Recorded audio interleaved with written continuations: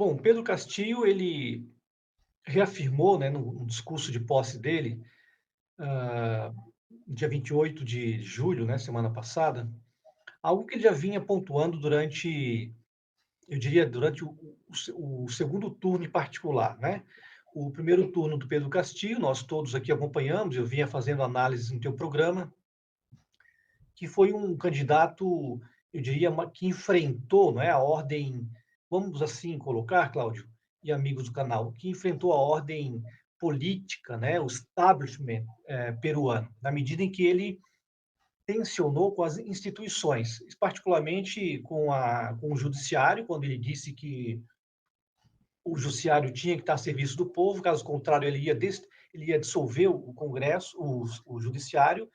Ele propôs uma reforma constituinte pesada lá na época, falou também de que ia rever todos os monopólios, né, de exploração do minério peruano. Então, tocou em questões importantes, como a tal ponto de se colocar como candidato antissistêmico. No discurso de posse dele, ele reafirmou aquilo que já foi produto de uma readequação do Pedro Castillo à ordem peruana.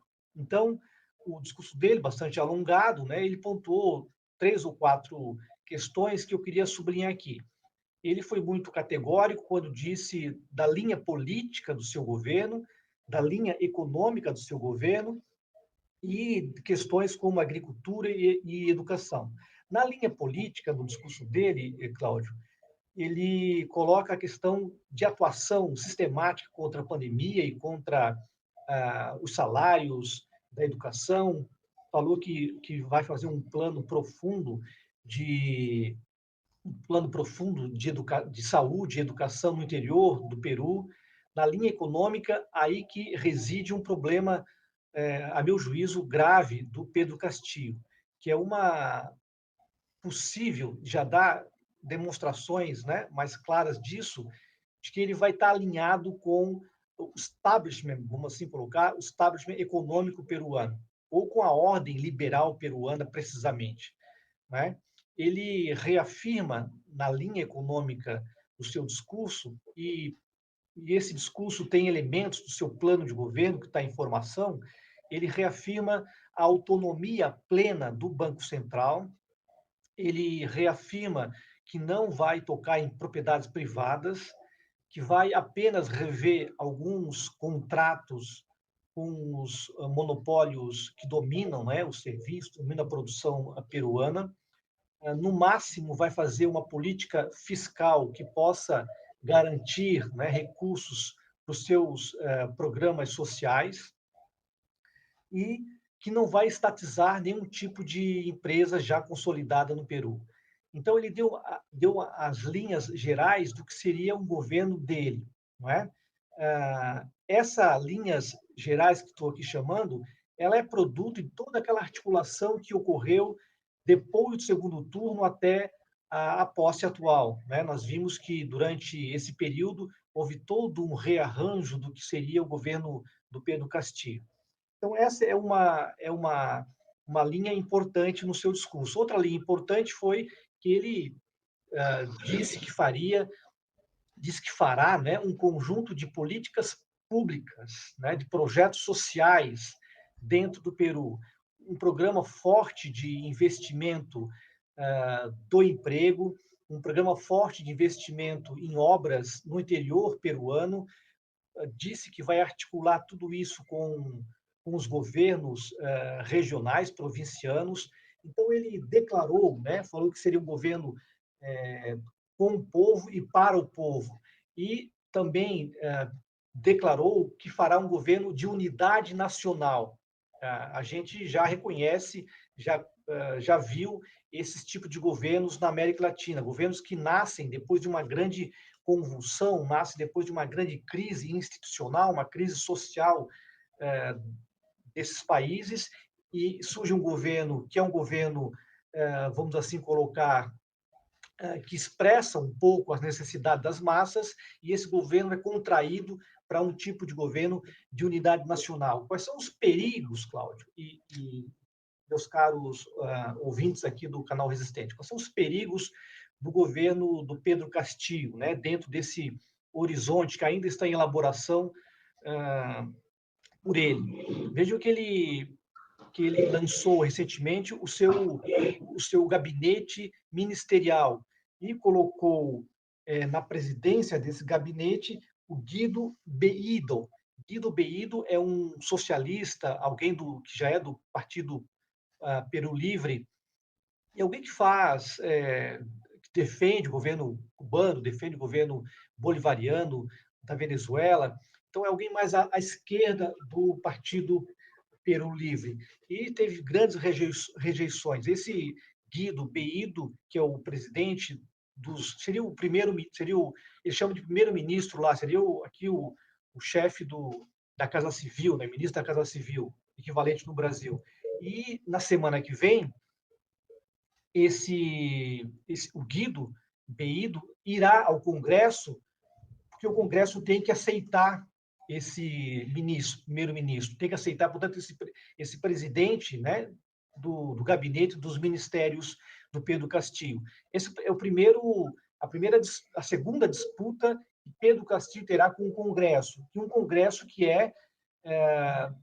na sua maioria, opositora ao seu governo. Dos 130 deputados do Congresso peruano, 37 apenas são do Partido Peru Livre, partido do Pedro Castillo. Os demais são partidos de oposição, mais o Força Peru, que está se coligando, que é o partido de centro, coligando com o Peru, juntamente com o partido da Verônica, que cedeu o ministro da Economia, que é o Pedro Branco, não é? Para o Pedro Castillo. A primeira disputa que ele já perdeu, Cláudio, com o Congresso, foi que ele lançou uma lista para a mesa diretora do Congresso e perdeu, foi rejeitado pelo Congresso. Então, ganhou uma Maria Alba, que é uma deputada de direita, e já anunciou que é contra a Assembleia Constituinte que o Pedro Castillo tenta implantar. Então, o Pedro Castillo já se coloca na cena política com uma grande oposição do Congresso. Ele não tem a maioria no Congresso. E para ver uma coisa que lá eles chamam que seria o nosso impeachment, né? Eles dão um nome em particular para isso, que é a incapacidade moral de um presidente, né? Para destituir um presidente, eles usam essa categoria de incapacidade moral. Basta 87 votos no Congresso para tirar um presidente do poder. Veja, 87 votos. 79 foi o número de votos que anulou a lista da mesa diretora do Pedro Castillo na semana passada. Ele perdeu a presidência do Congresso. Então, veja, é um clima muito instável para o Pedro Castillo ao mesmo tempo. A aposta do Pedro Castillo, ele deu depoimento ontem, ontem ele deu depoimento, na verdade, dizendo que quer governar com o Congresso, conta com o Congresso para as grandes políticas, grandes programas que ele está a implantar. Então, veja, se ele conta com o Congresso, ele vai ter muita dificuldade, porque o Congresso, parte dele está alinhada, a segunda maior bancada do Congresso é do partido da Keiko Fujimori. A primeira é do Peru Livre, do partido do próprio Pedro Castillo, a segunda é do partido da Fujimori, Ação Popular, se não me engano. Então, veja, ele quer contar com o Congresso para as grandes tarefas dele, vamos assim colocar. E o Congresso é hostil ao Pedro Castillo.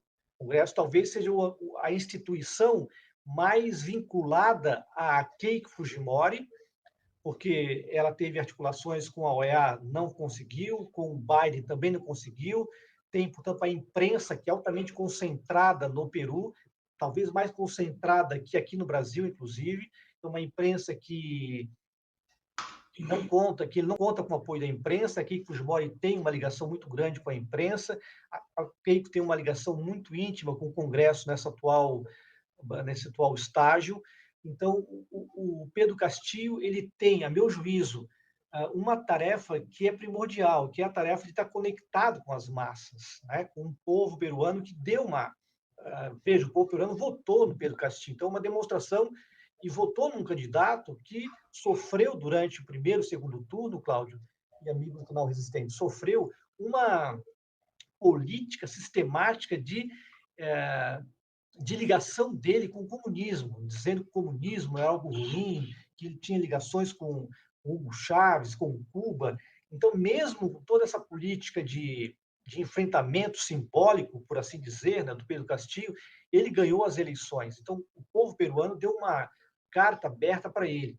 E se ele não governar com o povo, não chamar o povo para as grandes tarefas que ele tem pela frente, a meu juízo, o que tudo está a mostrar, Cláudio, é que com o Congresso ele não conseguirá. Um Congresso muito duro com os últimos presidentes, um Congresso que, a despeito de um certo desprestígio que a Keiko Fujimori teve nesse segundo turno, quando disse que havia uma fraude eleitoral e foi comprovado que não houve fraude, ela perdeu muito prestígio na sociedade civil peruana.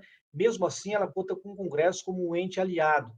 Então, me parece que, mesmo esse programa, eu vou chamar assim, Claudio, um programa democrático popular que o Pedro Castillo está tentando, não é nenhum programa radicalizado, nenhum programa de enfrentamento aos grandes centros, né, dominantes do Peru, as grandes multinacionais, ao banco, etc. É um programa muito moderado. Mesmo esse programa, e aqui eu termino, Cláudio, mesmo esse programa moderado que o Pedro Castillo está tentando, ele terá dificuldades no Congresso. Alguns analistas peruanos, eu pude apurar nesses últimos dias, Cláudio, estão a mencionar que o Congresso será uma instituição que atuará contra o Pedro Castillo, porque há já uma tentativa de configuração de um novo momento político com a direita peruana.